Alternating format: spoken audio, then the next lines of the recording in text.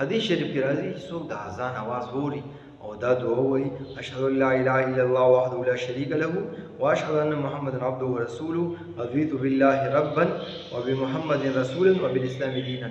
چا چې دا دعا وایي الله تعالی د ټول ګناهونه معاف کوي. حدیث شریف کې راځي. نو موږ په کار دي چې کله اذان مورو او دا وایو ان شاء الله الله تعالی به زموږ ګناهونه معاف کوي. بل دې راځي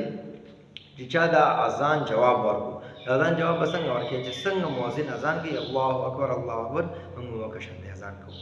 نو او حي على الصلاه حي على الفلاح فدې وسوایو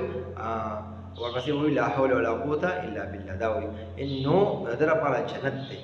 در پر سدي جنت ته الله بدل جنت ورکړي چې اذان څور جواب ورکړي. او دریمه خبره دا چې کله اذان ختم شي دینه پس کوم دعا مونږ وایو اللهم رب هذه الدعوه التامه والصلاه القائمه آت محمد الوسيله والفضيله وبعثه مقام محمود الذي وعدته انك لا تخلف الميعاد. نو دا دعا چې کوم دي بس لسل پکار دي او چا چې دا دعا وي نو د رسول الله صلی الله علیه وسلم شفاعت در پر واجب دي، خامخا به در پر شفاعت کوي. البته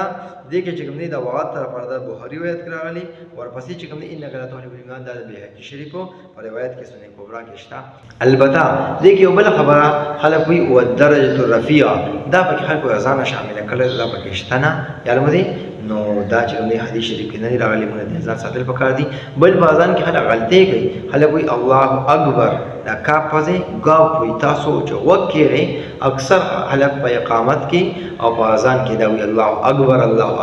دا اکبر نه دا اکبر دی چې اکبر دی وي اذان نه غلط اذان نه غلط کړو غلط اذان باندې کې سیده دی الله اکبر کاپ ته سیده نو دا وای او سو کې نور اشهد ان لا خیام دی مسوي اشهد او سو کوئی اشهد شین چې کوم دی حرکت ورکړي دا نه لري پکار لکه دې کې اکثر کړه چې کوم دی نو غلطي کوي د مونږ په کې دین ځان ساتل پکار دی او نور پکې بلا غلطي پکې خلک کوي او سو دا وي چې الله اکبر دا الله اکبر نه الله اکبر دی هم دی نو الله اکبر یا داسي او یا الله اکبر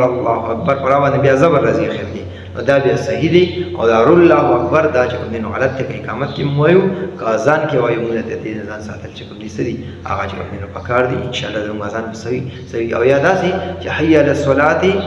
الصلاه په اقامت کې حاله کوي یا اذان کې حي على الصلاه داسې نه پکار دی کې وقت بهتر دی حي على الصلاه داسې وقت بهتر دی نو موږ پکار دی چې موږ دې اذان